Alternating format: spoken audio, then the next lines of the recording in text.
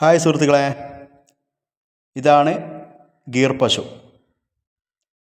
കുറേ ആൾക്കാർക്ക് അറിയാമായിരിക്കും, അറിയാത്ത ആൾക്കാരും ഉണ്ടാവും. അപ്പോൾ അറിയാത്ത ആൾക്കാർക്ക് വേണ്ടിയിട്ട് ഒരു ചെറിയൊരു പരിചയപ്പെടുത്തൽ. കാരണം ഇപ്പോൾ ഒരുപാട് ആൾക്കാർ തെറ്റിദ്ധരിക്കപ്പെട്ടിട്ടുണ്ട് നാടൻ പശുക്കളും സങ്കരയിനം പശുക്കളും തമ്മിലുള്ള മാറ്റം. ഇത് ഗുജറാത്തിലെ നാടൻ പശുവാണ്. ഗീർ വനങ്ങളിലാണ് ഉത്ഭവം. ആ കാരണത്താലാണ് ഗീർ പശുക്കൾ എന്നുള്ള പേര് വന്നത്. അപ്പോൾ ഈ പശുക്കളെ പറ്റി ഐറ്റങ്ങളെ എന്തൊക്കെയാണ് പ്രത്യേകതകൾ, ഇതൊക്കെ ചെറിയൊരു രൂപത്തിൽ എൻ്റെ അറിവ് വെച്ചുകൊണ്ട് പറയാണ്.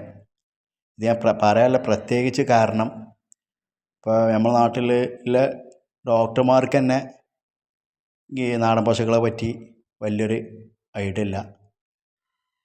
ഒരുപാട് ഡോക്ടർമാർ തന്നെ നമ്മളോട് ഇത് കണ്ടിട്ട് ഏതാണ് ഇനം, പിന്നെ ചില ഡോക്ടർമാർ ഗീർ പശു ആ വീട്ടിലുണ്ട് ഈ വീട്ടിലുണ്ട്. അപ്പോൾ നമ്മൾ ഈ ജേഴ്സി എച്ച് പശുക്കൾക്ക് ഗീർ ക്രോസ് ചെയ്തിട്ടുണ്ടായ കുട്ടികളൊക്കെയാണ് ഇവർ ഗീർ എന്ന് പറയുന്നത്. ഗീർ പശുക്കൾ, നാടൻ പശുക്കൾ, കുറേ നാടൻ പശുക്കളുണ്ട്. നമ്മുടെ കേരളത്തിലുണ്ട് നാടൻ പശുക്കൾ. ഇന്ത്യയിൽ ഒട്ടുമിക്ക സംസ്ഥാനങ്ങളിലുണ്ട് ആ നാട്ടിലെ നാടൻ പശുക്കൾ. നമ്മൾ നാട്ടിലത്തെ നാടൻ പശുക്കളാണ് വെച്ചൂർ, കാസർഗോഡ്, അങ്ങനത്തെ കുറേ പശുക്കൾ നമ്മുടെ നാട്ടിലുണ്ടല്ലോ, കുള്ളൻ പശുക്കളൊക്കെ. ആ നാട്ടിൽ നമ്മൾ കേരളത്തിലെ നാടൻ പശുക്കളാണ്. അതുപോലെ പഞ്ചാബിലാണ് സഹിവാൾ, അങ്ങനെ ഒരുപാട് താർപാർക്കർ, കാങ്ക്രേജ്, അതുപോലെ ഒരുപാട് നാടൻ പശുക്കളുണ്ട്.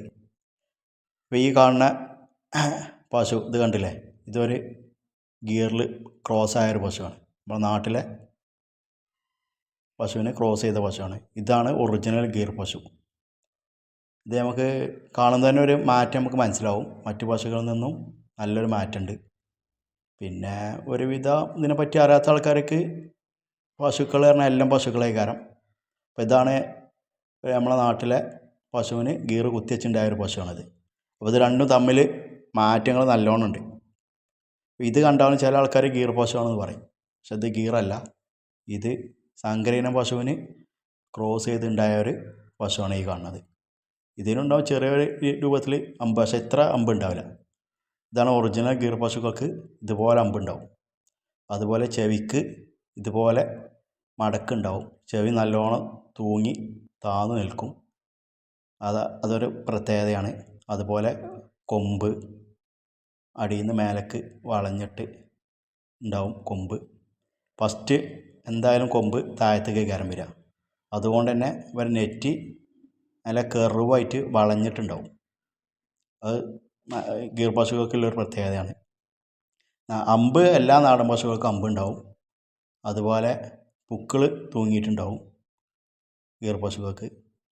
ഒരു നല്ലൊരു ക്വാളിറ്റിയിലുള്ള പശുക്കൾക്കൊക്കെ പുക്കിൾ അവിടെ കുറച്ച് താന്ന് കിടക്കുന്നുണ്ടാവും. അതുപോലെ താട, ഇതുപോലെ നല്ല വലുപ്പത്തിൽ താട ഉണ്ടാവും. താട നാടൻ പശുക്കളുടെ പ്രത്യേകതയാണ്. അതുപോലെ മുല, നമുക്ക് മറ്റേ പശുക്കളെ മാതിരി നല്ല വലുപ്പം ഉണ്ടാവും മുലകൾ. അത്യാവശ്യം നമ്മളൊരു വിരലിൻ്റെ അത്ര വലുപ്പത്തിൽ എല്ലാ നാടൻ പശുക്കൾക്കും കുറച്ച് വലുപ്പമുള്ള മുലയാണ് നമുക്ക് കാണാൻ പറ്റുക, ഗീർ പശുക്കൾ പ്രത്യേകിച്ചും. പിന്നെ അതുപോലെ പുക്കിൾ ഉണ്ടല്ലേ, ഇതുപോലെ കുറച്ച് വലുപ്പമുള്ള പുക്കിളുണ്ടാവും. അതുപോലെ ചെവിൻ്റെ അഗ്രഭാഗം നമ്മളെ പിലാവിൻ്റെ ഇലയൊക്കെ പോലെ അടിഭാഗം ഇങ്ങനെ വളഞ്ഞിരിക്കും ചെവിൻ്റെ അറ്റം. അത് നല്ല ക്വാളിറ്റിയുള്ള പശുക്കൾക്ക് അറ്റം ഇങ്ങനെ കെർവായിട്ടുണ്ടാവും, വളഞ്ഞ് ഉണ്ടാവും. അതുപോലെ അടിഭാഗത്തൊരു വളവുണ്ടാവും. ഈ വളവില്ലെങ്കിലും ഗീറല്ല എന്ന് പറയാൻ പറ്റില്ല, പക്ഷേ അതിൻ്റെ ക്വാളിറ്റിയിൽ വളവാണ്. അതുപോലെ കൊമ്പ് ഫസ്റ്റ് താന്നിട്ട് പിന്നെ ഏത് വഴിക്കും വരും. അപ്പോൾ മേലേക്ക് പോവും, സൈഡിലേക്ക് വരും, വളഞ്ഞ് ചുരുണ്ട് വരും. അതൊക്കെ അങ്ങനെയൊക്കെ വരും, പക്ഷേ ഫസ്റ്റ് താന്നിട്ട് വരും. അതുകൊണ്ട് തന്നെ ആ ഫസ്റ്റ് താന്നുകൊണ്ട് തന്നെ മുട്ട ഉണ്ടാവും. തലൻ്റെ നെറ്റി ഭാഗം ഇങ്ങനെ വളഞ്ഞ് ഇരിക്കും. അതുപോലെ ചെറിയ കണ്ണുകളായിരിക്കും, ചിമ്പിയ കണ്ണ്, ഒരു ഉറക്കം തൂങ്ങിയ മാതിരിയുള്ള കണ്ണായിരിക്കും എപ്പോഴും. പിന്നെ പൊതുവെ നല്ല ഗീർ നാടൻ പശുക്കൾക്കൊന്നും ഒന്നും ചെയ്യില്ല, അലമ്പൊന്നും ഉണ്ടാവില്ല, പാവമായിരിക്കും. എല്ലാവരുമായിട്ട് വീട്ടുകാരൊക്കെ ആയിട്ട് പരിചയമുള്ള ആളായിട്ട് നല്ല ഇണക്കമായിരിക്കും.